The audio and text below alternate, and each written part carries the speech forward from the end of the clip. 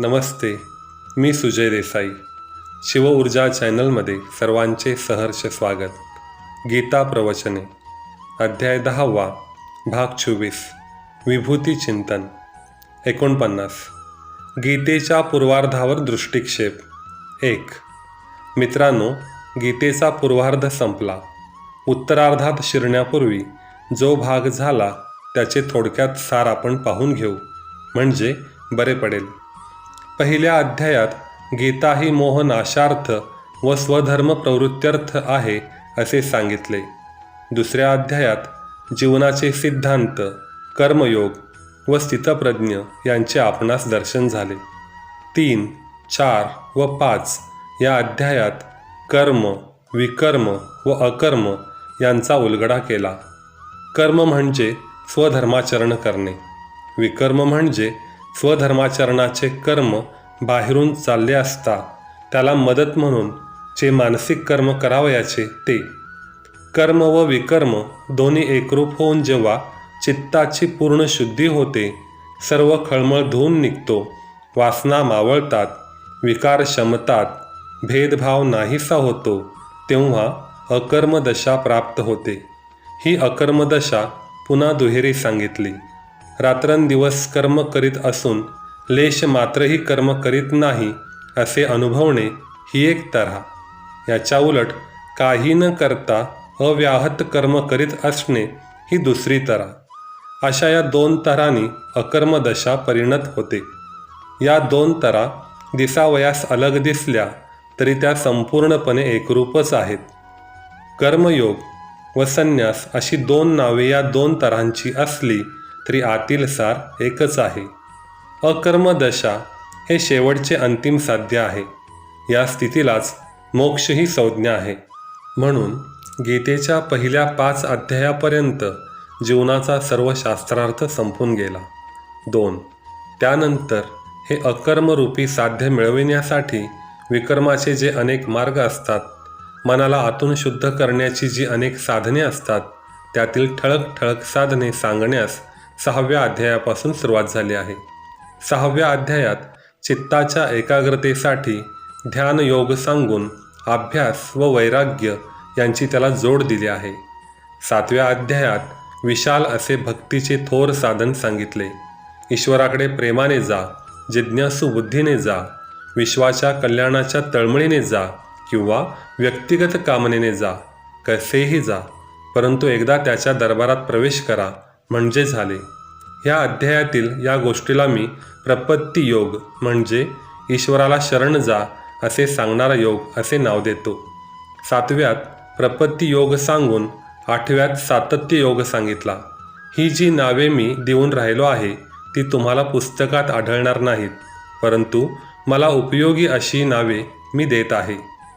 सातत्य योग म्हणजे आपली साधना अंतकाळपर्यंत सतत चालू ठेवणे. जो रस्ता एकदा घेतला त्यावर सारखी पावले पडत गेली पाहिजेत. धरसोडीचे वर्तन मनुष्य करील तर मुक्कामावर पोचण्याची कधीच आशा नाही. कोठपर्यंत साधना करावयाची असे निराशेने किंवा कंटाळून म्हणता कामा नये. फळ मिळाले नाही तोपर्यंत साधना चालू असली पाहिजे.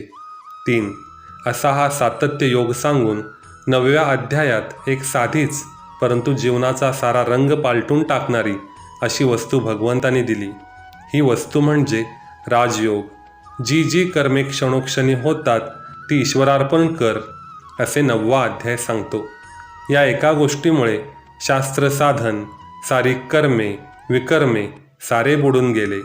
सर्व कर्मसाधना या समर्पण योगात बुडून गेली. समर्पण योग म्हणजे राजयोग. येथे सारे साधन खलास झाले. अशी जी ही व्यापक व समर्थ अशी ईश्वरार्पण करण्याची गोष्ट ती दिसावयास साधी व सोपी दिसते, परंतु ही साधीच गोष्ट फार कठीण होऊन बसली आहे. ही साधना अगदी घरच्या घरी आणि अगदी अडाणी खेडवळांपासून तो मोठ्या विद्वानांपर्यंत सर्वांना विशेष श्रमाशिवाय साध्य होण्यासारखी आहे, म्हणून सोपी आहे.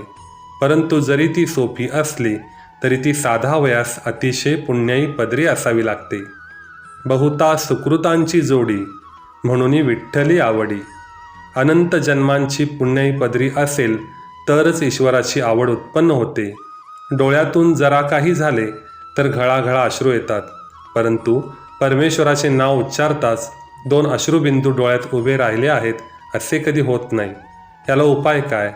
संत म्हणतात त्याप्रमाणे एक परी ही साधना अत्यंत सोपी आहे, परंतु दुसऱ्या परी ती कठीणही आहे आणि हल्लीच्या काळात तर फारच कठीण होऊन बसली आहे. 4.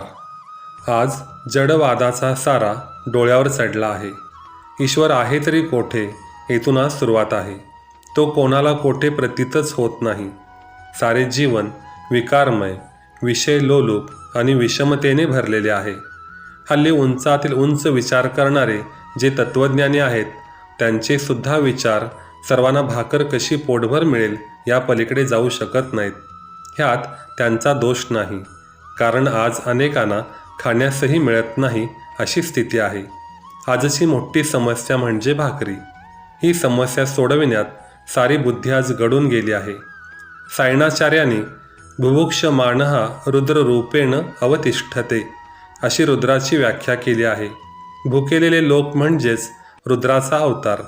त्यांच्या क्षुधा शांतीसाठी नाना तत्त्वज्ञाने, नाना वाद, नाना राजकारणे उभी राहिली आहेत. या प्रश्नातून बाहेर पडण्यास आज अवसरच नाही. एकमेकांशी न भांडता 2 सुखाचे घास मोकळ्या मनाने लोक कसे खातील याचा विचार करण्यात आज प्रयत्नांची शिकस्त होऊन राहिली आहे. अशी चमत्कारिक समाजरचना ज्या काळात आहे तेथे ईश्वरार्पणतेची साधी सोपी गोष्टच अतिशय कठीण होऊन बसली यात आश्चर्य नाही. परंतु याला उपाय काय? ईश्वरार्पण योग कसा साधावा, तो कसा सोपा करावा, ही गोष्ट आज 10व्या अध्यायात आपणास पाहावयाची आहे. 50. परमेश्वर दर्शनाची बाळबोध रीत. 5. लहान मुलांना शिकविण्यासाठी जे उपाय आपण योजतो तेच उपाय सर्वत्र परमात्मा दिसावा म्हणून या 10व्या अध्यायात सांगितले आहेत. मुलांना अक्षरे 2 रीतीने शिकवितात. एक रीत म्हणजे प्रथम अक्षरे मोठी मोठी काढून शिकवायची, पुढे हीच मोठी अक्षरे लहान काढून शिकवायची. तोच क, तोच ग, परंतु पूर्वी मोठा होता आता बारीक झाला, ही एक तऱ्हा. दुसरी तऱ्हा म्हणजे आधी बिनघोटाळ्याची साधी अक्षरे शिकवायची आणि घोटाळ्यांची जोडाक्षरे मागून शिकवायची. तसेच हुबेहूब परमेश्वर पहावयास शिकावयाचे. आधी ठळक परमेश्वर पहावयाचा. समुद्र पर्वतादी महान विभूतीत प्रकट झालेला परमेश्वर पटकन डोळ्यात भरेल. हा ठळक परमेश्वर पटला म्हणजे मग एखाद्या जलबिंदूत, एखाद्या मातीच्या कणात सुद्धा तोच आहे हेही पुढे कळेल. मोठा क व बारीक क यात फरक नाही. जे स्थूलात तेच सूक्ष्मात, हा एक प्रकार झाला. आणि दुसरा प्रकार म्हणजे बिन घोटाळ्याचा सरळ परमात्मा आधी पाहावयाचा, मग जरा गुंतागुंतीचा. जेथे शुद्ध परमेश्वरी आविर्भाव सहज प्रकट झाला आहे त्याचे ग्रहण पटकन होते. जसा रामाच्या ठिकाणी प्रकट झालेला परमेश्वरी आविर्भाव पटकन समजतो. राम हे साधे अक्षर आहे, हा बिनभानगडीचा परमेश्वर आहे. परंतु रावण ते जोडाक्षर आहे, तेथे काहीतरी मिसळ आहे. रावणाची तपस्या, कर्मशक्ती थोर आहेत, परंतु त्यात क्रूरपणा मिसळलेला आहे. आधी राम हे सरळ अक्षर शिका, जेथे दया आहे, वत्सलता आहे, प्रेम आहे. असा जो हा राम तो सरळ परमेश्वर आहे, त्याचे पटकन ग्रहण होईल. रावणाच्या ठिकाणचा परमेश्वर पाहावयास जरा वेळ लागेल. आधी सरळ अक्षर मग जोडाक्षर. सज्जनात परमात्मा पाहून मग दुर्जनातही शेवटी पाहावयास शिकावयाचे. समुद्रातील विशाल परमेश्वरच त्या पाण्याच्या थेंबात आहे. रामचंद्रातीलच परमेश्वर रावणातही आहे. जे स्थूलात तेच सूक्ष्मात, जे सोप्यात तेच कठीणात. अशा 2 तऱ्हांनी हा जगाचा ग्रंथ वाचावयास आपण शिकावयाचे आहे. 6. ही अपार सृष्टी म्हणजे ईश्वराचे पुस्तक आहे. डोळ्यावर जाड पडदे आले म्हणजे हे पुस्तक आपणास बंद झाल्यासारखे वाटते. या सृष्टीच्या पुस्तकात सुंदर अक्षरांनी परमेश्वर सर्वत्र लिहिलेला आहे, परंतु तो आपणास दिसत नाही. ईश्वराचे दर्शन होण्यात एक मोठे विघ्न आहे. ते हे की साधे जवळचे ईश्वर स्वरूप मनुष्यास पटत नाही. व दूरचे प्रखर रूप पचत नाही. मातेच्या ठिकाणी ईश्वर पहा असे म्हटले तर तो म्हणतो, ईश्वर का इतका साधा व सोपा? परंतु प्रखर परमात्मा प्रकट झाला तर तो तुला झेपेल का? कुंतीला वाटले तो दूरचा सूर्य जवळ येऊन भेटावा, परंतु तो जवळ येऊ लागताच ती जळू लागली. तिला तो सहन होईना.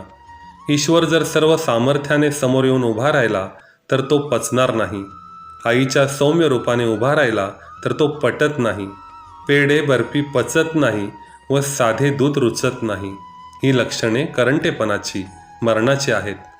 परमेश्वराच्या दर्शनाला ही असली रोगट मनस्थिती म्हणजे मोठेच विघ्न आहे. या मनस्थितीचा त्याग केला पाहिजे. प्रथम आपणाजवळ ठळक व सरळ असलेला परमात्मा वाचावयाचा आणि मग सूक्ष्म व जरा गुंतागुंतीचा असा परमेश्वर वाचावयाचा. 51. मानवातील परमेश्वर. 7.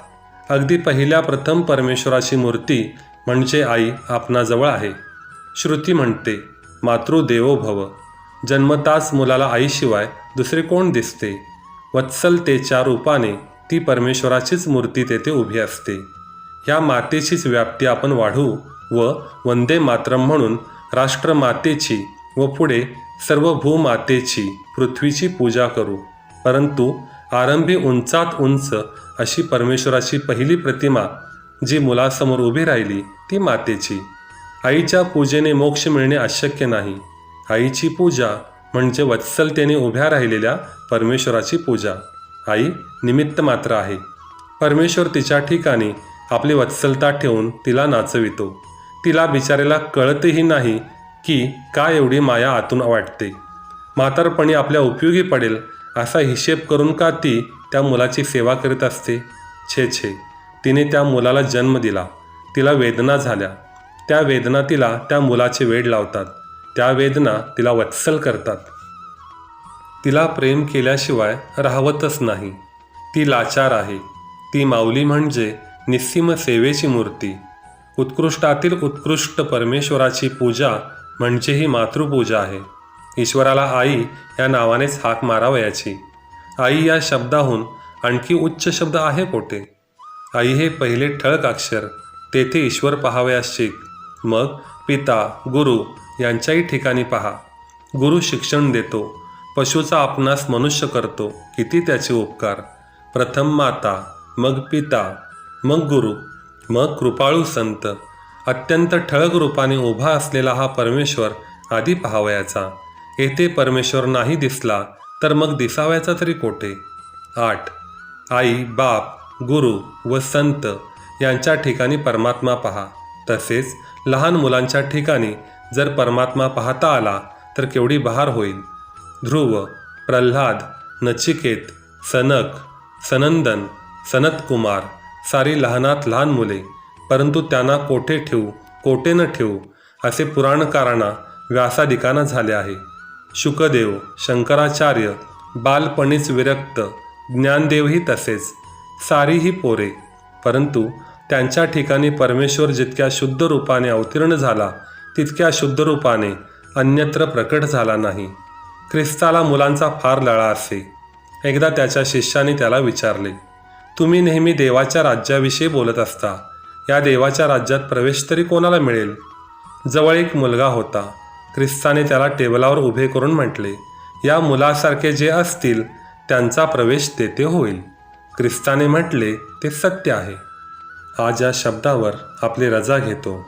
उद्या गीता प्रवचने अध्याय 10 भाग 25 वाचन होईल. तोपर्यंत धन्यवाद.